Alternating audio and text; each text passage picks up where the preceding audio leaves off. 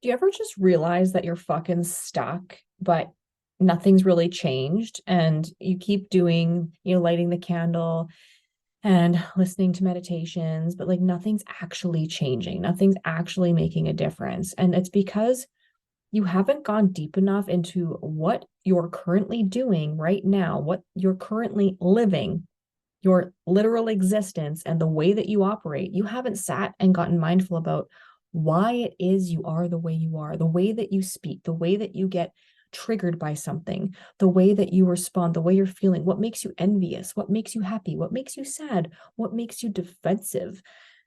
What you want to do is actually start understanding where the shit is coming from. Because if you don't start getting familiar with yourself, how the fuck are you supposed to like harness your fucking divine power and like make massive moves in your life and business? Like, we need to really get to the root of that. And that's exactly what we're going to dive into in this episode. I'm going to explain to you a little bit of a journey I went on by simply taking time with the family, time away from my business, has forced me. The universe then grants us time and space to reflect on ourselves. And that's where the work needs to be done. So when you start listening and paying attention to what the universe is showing you, this is how we do a deep dive to deconstruct some of that crazy ass bullshit we got to burn down in order to move forward and make real money. So let's get into a little bit of the history behind that right now. Hello, hello, hello. Hello, my Mystic Sisters, my fellow creative and multi-passionate souls. It's your host here, Jessica Mystic, and this is the show where I'm going to teach you how to make the most of your life and your business through mindful magic and developing cash habits that will help you manifest more money as you begin to burn down the bullshit and curate the chaos in order to save you your sanity and create a beautiful, beautiful life of your dreams. Like, that's just what it's about, right? What is the point of living if we're not creating the life of our dreams? What's the fucking point? Just born to suffer? Like, I refuse. I already suffer enough physically. I don't need to be suffering my whole life. Like, that's ridiculous. So here we go. Let's get into today. I really want to start this episode by explaining how I came to this episode. It's funny, in the last year, I went on a few different trips. I was going to Canmore with the fam. We love going to Canmore, by the way. Canmore, Alberta, beautiful spot. Love it way more than Banff if you're ever traveling. And mostly because there's a lot of gluten-free places to eat there as well. And I just love the vibe. It's so dope. So we usually stay in a cabin up there and we putz around, but I digress. And in one of the crystal rock shops, because there's tons of them there, think of Canmore as like your Midwest version of Sedona. I guess the Sedona count as Midwest. Anyway, it doesn't matter. There was an epidote stone, and I was super drawn to it. And then I got really obsessed with epidote for a while. And I love crystals. If you don't know that about me yet, like, I am obsessed. Like, I am your crystal witch woman. Like, I'm all about like geodes are life, rock solid in my veins, which is so ironic considering I'm starseed, but nonetheless, epidote obsessed. Been obsessed with it. I've been coming across it so much more frequently. And for at first, I kind of just had this weird feeling. Almost, I wanted, I'm like, well, I don't really want that. That's not what I came in here for. But it kept popping up because they have a way of popping up and telling us when we need to work with them and when our energies are needing assistance or alignment with a certain crystal or energy, or there's work to be done. The universe keeps putting it in our path. And then after this trip had taken place, a friend of mine gifted me crystals. I believe it was for my birthday. It was either birthday or Mother's Day, but she gifted me a crystal and it was epidote. And she got it in the same place at the same shop that I got my piece from. So I was like, okay, I need to start working with this crystal. So to give you a little backstory, like, epidote is like your nature magic. It helps you release old energies, and it's empath support. Now, most of us empaths, we have some kind of trauma that we've been dealing with. We've gone through a traumatic experience. We have heightened sensitivities to things, which is what then in turn makes us an empath, which I believe is most people who are empathic are also divergent or on the spectrum. And it's just what makes us who we are. So I can almost guarantee, if you're listening to this podcast, that you too are an empath or can relate in some way. Knowing that I'm the witchy witch and I love my witchcraft and my crystals, I want you to think about epidote as the most common. It's one of those crystals that is like, it's like Velcro energy that's been sticking to you forever. And epidote is one of those crystals that helps like dispel old energies that are not yours. And when you start working with epidote, you kind of get lost, because just like the stories that are in our head and the stories we tell ourselves and the stories we choose to believe and how we live our life, Epidote makes you realize how much of it's not yours. Like how much shit you're carrying that's not even your own. Like a lot of my pain and my sorrow, and like I started learning more about ancestral trauma and understanding like how we carry our parents' traumas and our parents' issues and energetic, like it's an energetic chain that's been passed down forever. So having like the ability to sit and forgive our ancestors in our past and like heal those old wounds energetically, how that is what in turn lifts the burden of where we are today. Oh, that's really good. Just drinking myself a little, having a margarita actually. I haven't had a margarita in I don't know how many years, but it just felt fitting. I'm like celebrating today. So this is my annual drink. I have like a Christmas drink every year. So this year I tried a little and margarita. But anyway, it's funny because the can is green, Epidote's green. We're all about green, which is like a total healing heart energy. So that's what's happening right now. But this empath support, it raises the question, is this energy really mine? And this is so important going into this episode because when we start asking ourselves, is this energy really mine? Or when we quick to like jump into being really defensive about something, or when we have a strong opinion on something, I urge you to start asking, is this energy really mine? Because often when we get really, really aggressive or really triggered, it's usually someone else's shit we're carrying that we're then responding to. So when we feel really defensive about something, like when someone makes fun of a family member, or if someone's talking about, if someone's like, for example, if someone was talking down about soldiers or PTSD or something like that, I would get really aggravated and feel like I had to defend soldiers and those with PTSD because my father was in the military. And I would like get really upset when people talk shit about military people. Then I realized, like, why am I the one getting so upset about this? My dad's not here. He's not upset about this conversation, and things like that. So, like, just simple questions where you start asking, why is this upsetting me? Because at the end of the day, when you hear a rumor or you hear something that's been a story being told about someone, or whatever it is you hear, either initially you're going to say, oh, yeah, and you agree with that. And you're like, okay, yeah, that's truth. Or when you get defensive and you're like, well, that's not true. Well, if it's not true, then it doesn't bother you. So when you have that emotion behind it, I want you to ask yourself where it's coming from. The reason I'm getting into this question and the reason I'm talking about epidote is when we learn to clear out old, outdated energies that are not our own, and we actually make stronger energetic boundaries and uphold like what actually resonates with us in the moment. And this can change over time. What you believe now and what you stand for now might be very different in 5 years from now. And that's okay. As long as you are energetically backing the opinion that you have and the energy that you're carrying, as long as it's your own and you're not holding on to other people's shit. So when you're drawn to epidote, it's kind of this, it's like opening up your sixth sense, like your ultimate knowing. It's the awakening. So it's what you've already known that's carrying you, but you're kind of like resistant to actually understanding or looking, and you just accept that this is just the way I am. This is just the way I think. This is just the way I feel. Nothing is ever just the way you think, feel, or believe, because you have the power to change that at any given moment. You can be a completely different person tomorrow if you really wanted to. It's possible. Now, whether or not you want to is the question. So this intuition, like your inner witchiness, your inner woo, right? That's guiding you, your gut feeling, your heart.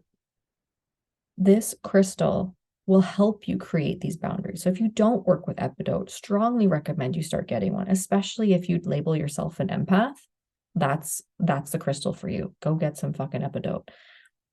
It's also really good at dealing with headaches, which is ironic because when I started doing this inner work and I started doing all of this awareness, it was blowing my fucking mind, but to the point where it felt like it was blowing a hole in my skull sometimes, like migraines increased. And like it was intense. It was intense. And I think a lot of those headaches, like you think of your crown and your third eye chakra, and it's that knowing, right? So when you're opening that knowing, we're opening our crown. And when you're looking into the future and you're seeing in a different way, like with your third eye, and then you might find when you start working with it, you start getting sick, like your throat's bothering you or your chest, because like your heart and your throat are going to be changing. So it's like The activations that take place when you're clearing, we always get sick before we get better because you got to get that fucking poison out. So this poison that you're carrying around, this weight, this energy that's not your own, these stories, like there was a lot of this despair I carried for years. And I don't say this to shame anyone or to shame my mother, but my mother has had a very traumatic life. My mother has been alone. She's had to look out for herself since she was a child. My mother's always been the outcast. She's always been different. She's always been able to see both sides and she operates very differently. And my mother is an incredibly strong woman who has sacrificed everything for her children time and time again. And I absolutely love my mother. But there's also a lot of pain, a lot of hurt. And as I talk about this, I might start to tear up a bit because I do channel it. And even though she's never put it on me to have to take care of her, I didn't realize that a lot of my despair and disdain and heartache was rooted in how I felt I needed to take care of her and how I wanted her to be better. And I carried that with me because she was my mom. And then when I think of this deeper, I look at like how she was a military wife. We were a military family. My parents are divorced now and all that. But the years of like dealing with me and my brother and my dad being overseas. And back then, like there was no cell phones. If you're lucky, you'd get a satellite phone call, maybe a month or so into deployment. And you could be talking to him for 3 to 30 seconds, or maybe you'd get 30 minutes. You wouldn't know. And her having to raise us and my brother growing up, there was a lot of challenges there. Went through many different schools. We were always the new kids. I can't even imagine. My daughter only just started at a new school this year, and that was hard for her, and she's only 5. And I can't imagine doing that every single year. I went to more than 13 schools before I even graduated grade 12. I was always the new kid. And just that immense loneliness and like being from a military background, this is where like we're going from the ground up. Like when I say we're doing the deep work, from the fucking ground up, the foundations and the stories and the energies I've been carrying that were not my own came from my upbringing as an army brat. And I'm not throwing shade to the military. I mean, I sure as shit wouldn't make a very good soldier, but you are taught from a very young age not to get close to anyone. The world is a fucking war zone. And I mean, it is. It's very hostile out there. But again, it's where you choose to put your focus and where you choose to lead with love or not. And you're taught from a very young age not to speak up, not to stand out. Like, especially if you're living in the PMQs and stuff, like you're not to have a political opinion, you're not to be a part of anything. We were just supposed to exist. You don't talk, you don't do, you just are. And you're told to blend in, even though we never really did. Especially me. We all know that I stand out a little bit. But that's where fear of being seen comes into play. And I have this immense anxiety that I've been trying to work through this last year with travel, which is ironic because I did travel a lot. Like I've lived all over the world. I'm very fortunate. The military meant that when I was like 16 months old, I think it was, like I was a year and something, 16, 18 months, I don't know, but my father was posted to Germany. So I grew up overseas and I didn't move to Canada until just before my 7th birthday. And then I kind of grew up in Western Canada. I moved my whole life and I associate with always being a nomad, never settling down. This affected my relationships. I never settled down. I said I would never buy a house. I would never get married. I would never have a family. And then I met my husband, which apparently changed all that. I don't know witchcraft he put on me. I look back at these foundations. You can see how these unfold and how we repeat these expectations of ourselves. This was just a learned habit. I remember someone saying to me once, that they were a therapist who dealt with people who were uprooted all the time. And it was actually a form of trauma. And I got very defensive. And I'm like, no, that's not true. I'm fucking fine. Thanks. Meanwhile, I was suffering with postpartum depression and seeing a therapist and everything else. So no, I wasn't fine. But this is when I started to realize these things. And then when I came across this epidote, I started working with that. And I was like, holy shit, I carry a lot more baggage than I thought. Like I thought I wasn't that bad, but like, no, I was carrying a lot, like the work ethic behind this. Think of your work ethic. Do you honestly feel like you need to hustle and grind and like you need to work yourself to the bone to be appreciated, to prove your worth, to have value? Because I was constantly fighting. The world was my battlefield. I was constantly on a mission and like always on the lookout. Someone's always coming to get me. Someone's always going to be after me. And then I had abusive relationships. I was in a very abusive relationship for years. And I still carry that fear. Someone's going to get me. If things are too good, someone's going to hurt me. If things are too good, I'm going to die before I can appreciate it. Something bad's going to happen to me if I'm not at home. There is no safe zone. In fact, I never felt safe until my husband and I got our first home. And I remember thinking, like, this is the first time I've ever felt at home. I never had a home. I never felt at home. I never thought I deserved a home. So I'd ask you, like, how does the stories and the way that you grew up, how does that affect how you see the way that you operate, how your relationships are, how you define yourself and your worth, the way that you work? You know, my dad always says sometimes a job is just a job. You just have to show up and do the job because that's what a soldier's taught. No, it doesn't. You're not, life's not about being comfortable. Just show the fuck up and do your job and look out for everyone else as well. So it's exactly what I did all my life. I showed the fuck up. I worked my ass off. I did the damn thing. And I was just thankful I was alive at the end of the day. But that means I was living in a constant state of survival. And I still fight that continuously on a daily basis. And I have this anxiety, all these dreams and these visions and what I want to do. And I want to travel and to be on stage and to do this podcast and to write books and to spread the word and inspire people all over the world. Even just to go, when I used to do tattoo conventions, when I had my daughter, just to leave her for 3 days, I go absolutely apeshit. I would bawl my eyes out all night. I have this immense anxiety that if I am not at home, I'm going to die. If I am not at home, if I'm away from my children, it'll be the last time I see them. And as I've explained all of this here, it completely makes sense why I felt this way. But I only recently just unpacked this. This was my major aha moment, was realizing my fear of traveling and being too far from my family. If I go out, so I'm going to Italy in May, really excited. I'm going to Italy in May. I'm going to the biotech conference. But I was terrified because I was like, I'm going to be across the world away from my family. So what if I don't come home? And I was like, why am I so scared that I'm not going to come home?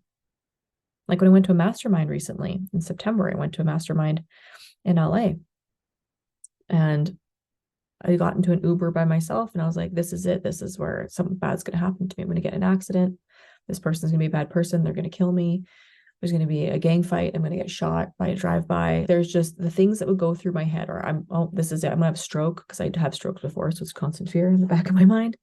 But like something bad's going to happen to me. And it was brought up in that mastermind. They're like, what's your fear? And I looked over to Sam and I said, I'm afraid I'm going to pass out. She's like, you're scared you're going to pass out. That's your fear right now. And I'm like, well, something bad's going to happen. And that's when I started working with this fear.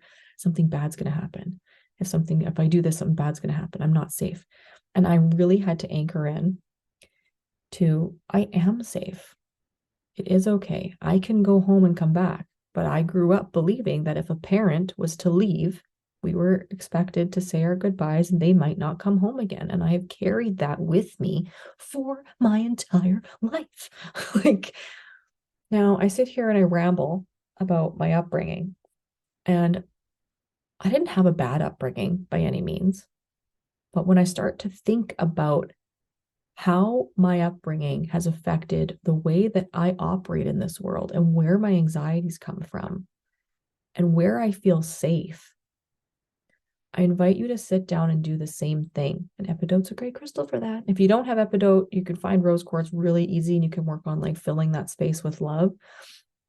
We should probably do like a release exercise next week. But I want you to really start assessing what's coming up when you respond. If you're working with a coach, if you're working with a client, if you're out with friends and someone says something that triggers you and you have an immediate, like, either you disagree or you get really excited, or assess what's happening. Sometimes you'll get like a physical sensation before you even have a thought or a word. And I want you to realize whenever that comes from like an intense, like, oh, like an intense either anger or fear, or just like whenever you're just triggered in general, if you read something on the internet and you're like, oh, what is it about that? Where is that coming from? What is that energy? Is that energy your own? Because our foundations are built upon the beliefs and the stories that were told to us as when we were children. And we accepted them because we are children, we are innocent, we are naive. Like, our job as parents is to tell them what the world is. In fact, I think there's too much pressure on us to tell them what the world is when they do need to just experience it. Because I've had to correct my own stories with my daughter because she'll repeat things back to me and I'll be like, you know what? No, you're right. That's not true. It doesn't need to be that way. Why do we feel like we need to instill it? It's one thing to instill your knowledge and your wisdom, but like, honestly, if no one fucking asked you, let them figure it out themselves. We are control freaks because too much has happened to us and we don't want it happening again. I'm going to let you sit with that today. And I want you just to really lean into like asking yourself these questions and thinking of where this comes from. Because as we go forward, I want this to spark some conversation. Because the way that you operate, the way that you put aside time for yourself, the way that you scramble to get shit done and fit stuff into your schedule for everyone else and fall victim to people pleasing or the TMTD, too much to do disease, this is affecting you this way because it's a habit. You need to actually make time to correct these habits. You need to put yourself in energetic rehab. Like, you need to shed that shit and you need to work through it. You need to just, it's not something you're going to be able to do overnight. And things are just going to start coming up to you. You're going to be in the shower and be like, oh, yeah. And like, it can be annoying when it's something super, like, I don't know, like, just it sometimes it's just stuff comes up and you're like, oh, how did I not realize this before? And you just feel like an idiot. I know when I'm working with coaches, sometimes you're like, oh, I feel so stupid. I didn't see this before, but they see it. That's why you're paying them. It's like when I work with my clients and it's like, well, you're only doing this because of this. Oh, that's what we pay for. We pay for people to keep us accountable. We pay for people to tell us what's going on with ourselves that we can't see. When you're already in it, like when you're in that war zone and you're fighting, you need other people on your team to help you scout what's going on. You need the recce. Okay. Like, you need a recce squad, you need a recce crew. You need to go in and they need to do recon. They got to tell you what's up. Like, it's a team effort. There are some things that you can pull from this military analogy because it is a war zone out there, but it's also a war zone in here in our head right now all the time. So the more you can kind of sift through, and don't shame yourself for any of these beliefs because they've been instilled upon you because you accepted them and lived that way. There's nothing wrong with you, but you have the power to like say, well, you know what? I don't want to operate that way anymore. Or if you like explode and get super defensive and then realize, oh, you know what? Maybe I want to change my mind on that stance. Then you just sit with yourself and, take a deep breath, take a moment. I like to put my hand on my heart. You know, I don't really like the way I reacted to that. I'm gonna try better next time. And even the way I deal with my kids. We have so much going on as mothers, as business owners, as healing. Like, we have to be responsible for our own healing. In order to do that, you need to start thinking about these things. You need to open your mind to what the fuck is going on in there and why it's going on. You might not understand everything, but start asking why more often, right? Figure out what's going on in there, because when you start to become more mindful and more aware of these patterns that you're doing, once you're aware of the pattern, it's easier to start changing that pattern. And when you can start shifting that pattern of behavior, that's where big shifts happen in your life and in your business, and where you can start attracting what you really want and stop replaying the same story over and over again. You got to knock all that shit down and rebuild from the ground up. And this is one of the reasons I am intentional on the daily. This is why I like to reflect every single morning. Because when you first wake up, if you don't look at your phone and you just grab a scrap piece of paper and a pencil and just starting whatever comes to mind, start writing shit down, over time you start seeing these same patterns. And that's why I like to write random shit down in the morning in a journal. I like to set my gratitude list, because the more I see what I'm grateful for and the more I see where I'm at now and the more I see what my goals are, when I look back on what I wanted then and where I'm at now, it's because I've mindfully set this intention of where I want to go. And when you can see where you want to go, it's easier to then take that pattern of behavior, make the changes necessary, and move on. And it's that constant check in and evaluation and keeping yourself accountable without adding pressure. You just make it part of your morning thing where you get up, you kind of brain dump, and you move on. And then I like to make a time at the end of the week where I kind of check in and brain dump where I'm at. And usually that's with a walk or talking it out really works for me too. When I just talk it out with a friend, it's like, how was your week? Like just reviewing where you're at, and then open your notebook. And if you have like my Mindful Magic weekly planner, would have gone through like your daily devotions and your week in review. And it gives you an opportunity to kind of sit there and sit with yourself. And the more you hold yourself accountable, make a practice of checking in and understanding where these emotions come from, you have less blowups. And then when you do have these blowups and these things happen, you can assess, is this energy my own? What's not working for me right now? And that's how you create less stress. And that's how you can curate the chaos. And that's how you burn down the bullshit of those old stories and energies that no longer serve you, again, so you can move forward with all knowing that you've got this shit and try something new. And if it doesn't work for you, guess what?